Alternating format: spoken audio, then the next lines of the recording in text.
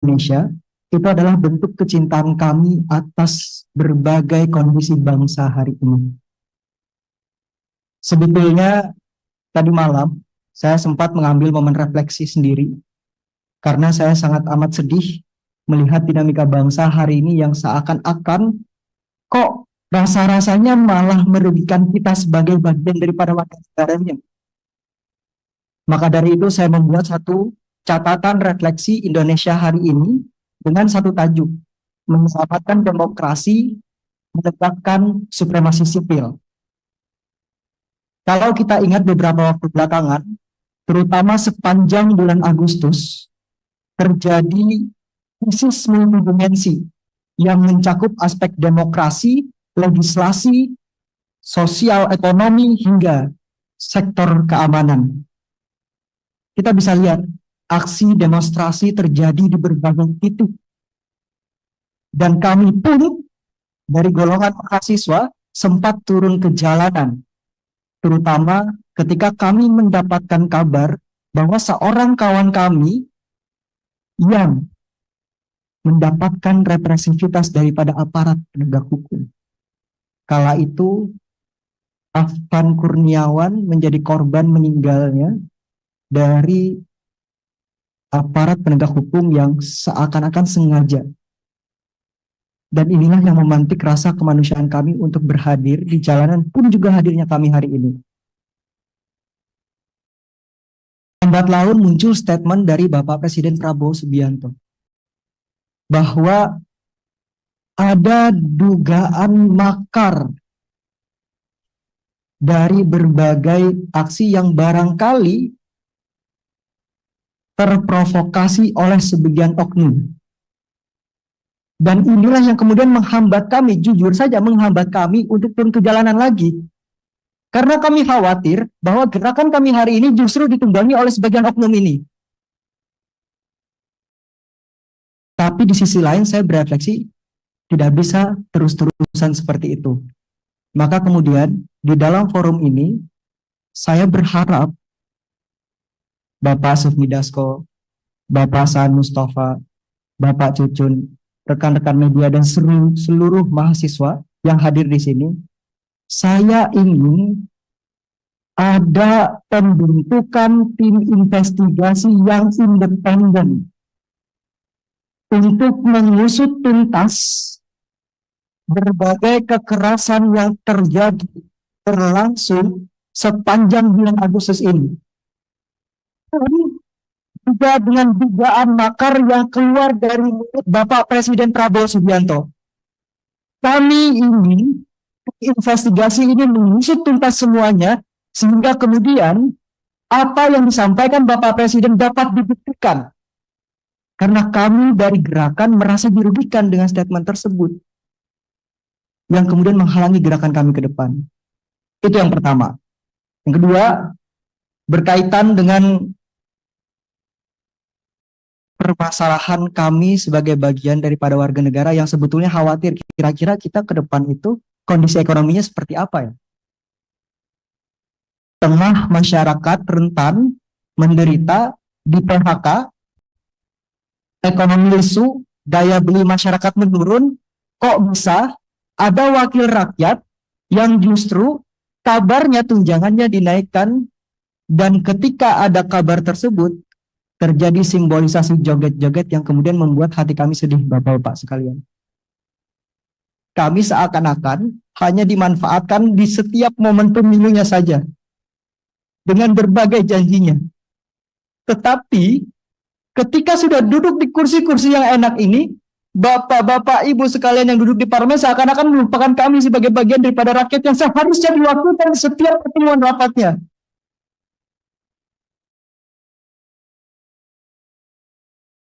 Saya pribadi sebagai generasi yang nantinya akan menerus perjuangan ini,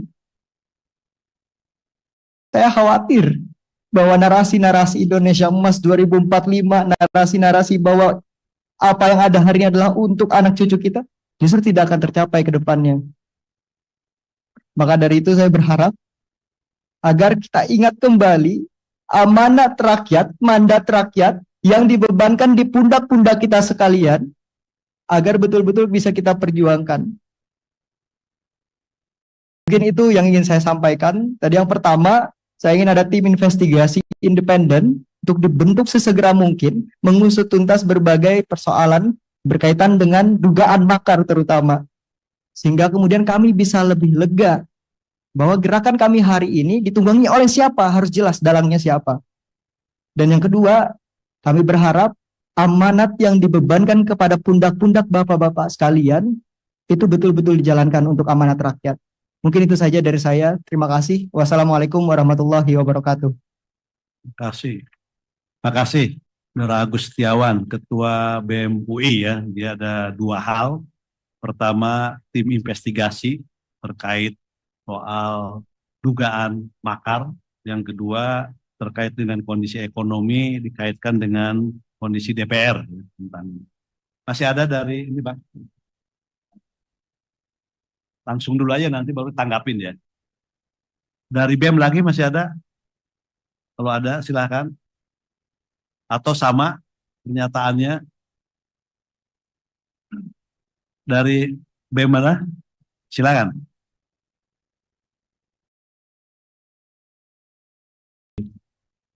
Assalamualaikum warahmatullahi wabarakatuh. Selamat sore rekan-rekan semua, rekan-rekan media dan yang terhormati, yang saya hormati, Bapak Dewan sekalian. Terima kasih atas kesempatan dan waktunya sudah mau menyediakan waktu untuk berdialog dengan kami bersama kita semua di tengah krisis dan permasalahan yang belakangan ini terjadi. Hidup mahasiswa, hidup rakyat Indonesia. Saya Jin Colin, perwakilan dari keluarga besar mahasiswa Trisakti. Rasanya beberapa poin yang ingin saya sampaikan sebelumnya sudah tersampaikan dengan begitu baik oleh rekan saya dari BEM UI. Mungkin beberapa poin tambahan yang ingin saya amanatkan kepada Bapak-Bapak Dewan selaku perwakilan kami sebagai mahasiswa dan rakyat Indonesia tentunya. Jauh beberapa bulan, mungkin beberapa minggu, sebelum kejadian Afan Kurniawan yang begitu menyayat hati kami, terjadi pula seorang anak kecil mati, meninggal dunia di tengah krisis ekonomi yang dialami keluarganya. Mungkin rekan-rekan semua tahu, rekan-rekan media pun pasti tahu bagaimana proses kematian itu bisa keluar cacing dari, alat kelaminnya, dari hidungnya, dan ditemukan 1 kilogram cacing di dalam tubuhnya. Berselang beberapa minggu kemudian, beberapa saat kemudian, Indonesia merdeka. Kami merayakan 80 tahun kemerdekaan Indonesia. Dan apa hadiahnya? Kita mendapatkan kabar rekan-rekan bahwasannya dewan-dewan yang menjadi perwakilan dari kita semua, yang agaknya kita semua kadangkala, mungkin seringkali tidak merasa terwakilkan, namun dapat mendapatkan kenaikan gaji dan tunjangan yang begitu tinggi. Di tengah kemewahan yang sudah bapak-bapak dan ibu-ibu semua rasakan, dan di tengah tekanan krisis yang masyarakat kecil di bawah alami. Pertama-tama menanggapi hal itu, saya menuntut untuk bapak-bapak dewan dan pemerintah sekalian untuk segera mengesahkan rancangan undang-undang perampasan aset sekiranya dalam kurun waktu 30 hari. Melihat bagaimana indeks persentase korupsi Indonesia yang saat ini terakhir audit itu mendapatkan skor sebanyak 22. Yang mana dalam penilaian skor itu 0 artinya tingkat korupsi itu begitu parah, dan 100 artinya negara itu begitu bersih dari korupsi. Indonesia mendapatkan skor 22 di tengah standar internasional yaitu sebesar 43. Bahkan jika disandingkan dengan negara-negara tetangga, poin kita begitu buruk sekali, Pak. Oleh karena itu, saya menuntut bapak-bapak yang terhormat untuk dapat mewakilkan suara-suara kami, untuk dapat mempercepat rancangan undang-undang perampasan aset. Indonesia sekiranya kehilangan sebanyak 588 triliun akibat korupsi dalam dekade terakhir, berdasarkan data dari KPK tahun 2024. Asset recovery rate Indonesia hanya 0,2% dibanding standar internasional 3-5%. Kalkulasi impact, dana hasil perampasan dapat membiayai pembangunan 2.940 km jalan tol atau 588.000 unit rumah subsidi. Kemudian daripada itu, ini juga menuntut Bapak-bapak sekalian untuk dapat segera menuntaskan pelanggaran HAM berat, hentikan kriminalisasi aktivis dan mahasiswa, lakukan budaya represivitas terhadap hak-hak kita selaku mahasiswa dan masyarakat untuk bersuara. Berani bersaksi bahwasannya kami di sini kaum terpelajar, mahasiswa-mahasiswi, tidak mungkin Pak kami menyuarakan pendapat kami, aspirasi kami, keluhan rakyat, jeritan rakyat dengan tindakan-tindakan anarkis.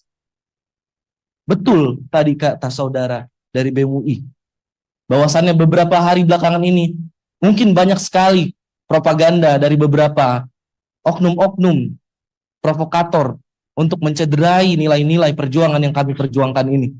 Itu sangat menghambat kami dalam bergerak.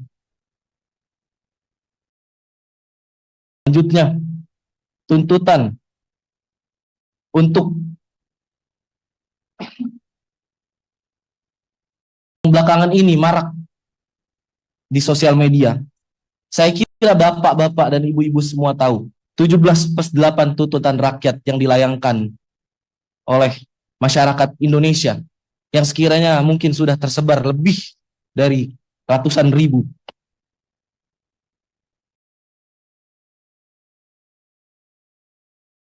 Pertama, untuk Presiden Republik Indonesia, merevisi kebijakan fiskal pro rakyat. Yang kedua, audit menyeluruh BUMN yang merugi. Yang ketiga, moratorium kenaikan tarif listrik, air, dan BBM. Lalu untuk Dewan Perwakilan Rakyat Republik Indonesia, pembatalan kenaikan tunjangan dan gaji anggota DPR, pengesahan RUU perampasan aset dan RUU pelindungan data pribadi, dan audit kinerja integritas seluruh anggota DPR. Berkaitan juga dengan hal yang tadi saya sampaikan sebelumnya. Jika kita bandingkan remunerasi anggota parlemen dari negara-negara tetangga dan Indonesia, take home pay yang bapak-bapak sekalian dapatkan kurang lebih berkisar sebanyak 8.000 US dollar. Jika dibandingkan dengan rata-rata upah minimum rakyat, itu rasionya 40/1, Pak. Dan berdasarkan produktivitas legislasi, hanya ada 12 undang-undang yang tercipta dalam setahun. Jika kita komparasi dengan negara-negara tetangga seperti Malaysia, Thailand, Singapura, dan Korea Selatan, Malaysia rasionya hanya 8/1, Thailand 6/1, Singapura 12/1, Korea Selatan 4/1. Bagaimana bisa negara berkembang yang rakyatnya begitu menderita ini, gaji DPR-nya 40/1 rasionya. Saya rasa itu benar-benar harus digarisbawahi dan harus ditinjau ulang, Pak. Ketiga, yang selanjutnya, berdasarkan latar belakang saya di sektor transportasi dan logistik, saya menuntut untuk modernisasi logistik. Sebanyak 828 terminal logistik modern,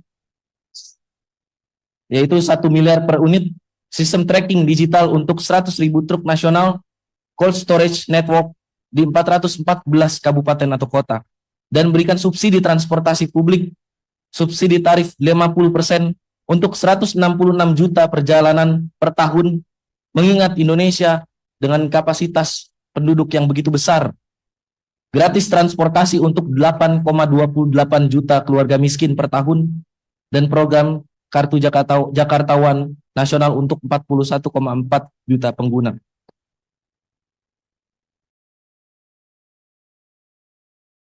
Mungkin sekiranya itu tuntutan yang ingin saya ajukan. Bahkan saya memohon untuk bapak-bapak sekalian selaku perwakilan saya dan teman-teman semua untuk dapat memperjuangkan hal tersebut. Karena ini berkaitan juga dengan integritas kita, Pak. integritas bapak-bapak sekalian selaku Dewan Perwakilan Rakyat yang kami pilih sendiri dengan tangan kami ini. Indonesia 2045 mempunyai cita-cita Indonesia emas. Hal itu didasarkan oleh bonus demografi yang nantinya kita dapatkan di tahun tersebut. Saya harap kita semua dan bapak-bapak semua yang memiliki peran begitu krusial untuk membina generasi muda ini tidak menyia-nyiakan bonus demografi yang akan datang itu, Pak. Sekian dari saya, terima kasih. Terima kasih dari BM Trisakti. Dari OKP dulu ya.